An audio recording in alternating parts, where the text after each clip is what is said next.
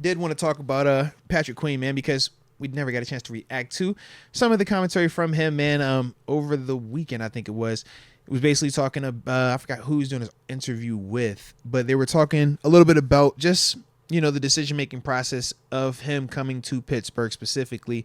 And he had talked about how, he did have initially up to 15 teams that were, interested in him with offers. Then it reduced it down to probably 5 teams. And he said that ultimately there were other teams that were offering up to $17 million, which would have been almost $4 million more than what he signed for here on a per year average. But ultimately he said that the big reason that he decided to sign with us was because he wanted a better chance at winning. He didn't want to go somewhere where they were going to be rebuilding.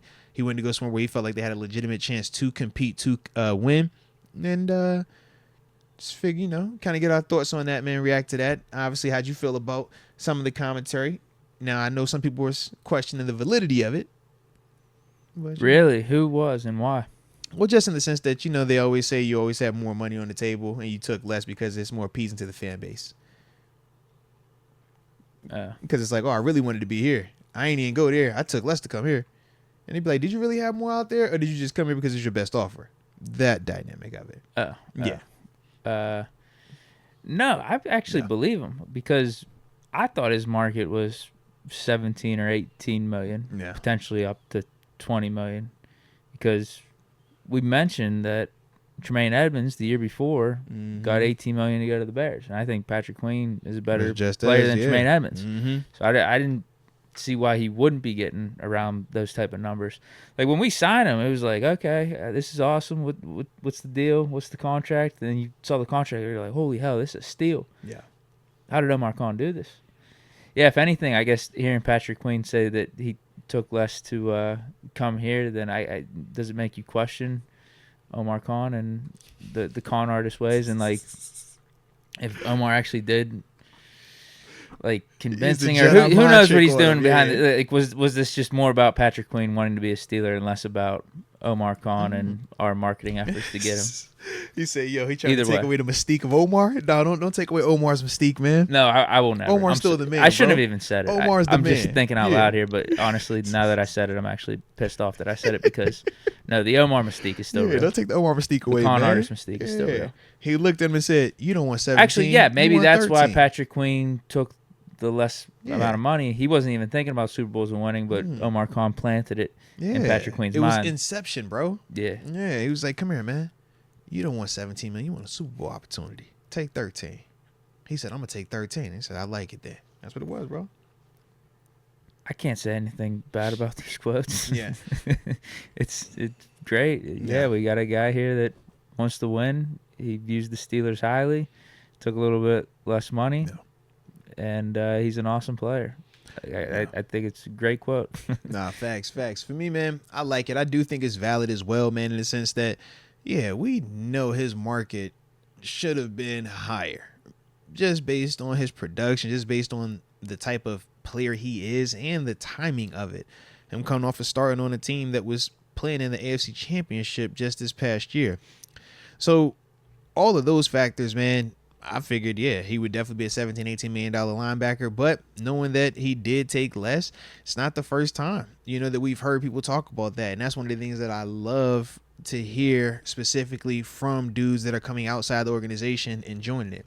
You want dudes that chose to come here, turn down other places to be here because it's going to matter more to them. They're going to have more passion with it. And I just feel like for Patrick Queen specifically, I don't know the team specifically that he turned down, right? But just knowing that you left Baltimore, took less money, and turned down other teams to come to not any other team, coming to Pittsburgh. That's the part where I'm just like, oh, I love it even more now because you could have very easily went anywhere else and said F Pittsburgh solely because you're from, playing with the Ravens. And you've said that's a common thing. It is. It happens. But at the same time, it's dope to see. You even did it too. That was my thing. You wouldn't go to the I didn't want to go to the Patriots. Patriots. It was like, yo, I don't feel right. It doesn't feel right. I can't do it. It doesn't feel right. But that's the part right here where it's like, yo, this is dope. Because you know the energy, man, when you out there and he was on that side. Yeah, they weren't friendly.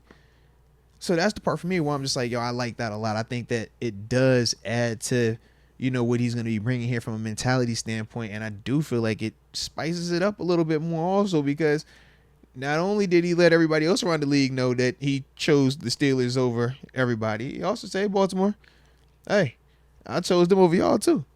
Because, yeah, granted, the money wouldn't have been the same. And that's a large part to it. Yeah, I don't even know if the Ravens offered or were going to offer because of the Roquan Smith deal that they already Very had. true. Very true. But either way, you saying that you chose to come over here. So respect. So that's the thing I love. I'm like, man, you putting it out there, man. Let's go with this thing. Now we're going to see can he back it up, which we feel confident that he will be able to. Absolutely. But I do like that, though, man. I was thinking about something else. And I completely forgot about it. Yeah. Slipped my mind. Sorry. I thought it was a good take, too. Man. Oh, well. I don't have much more to say, though. Nah, I'm about to say, yeah.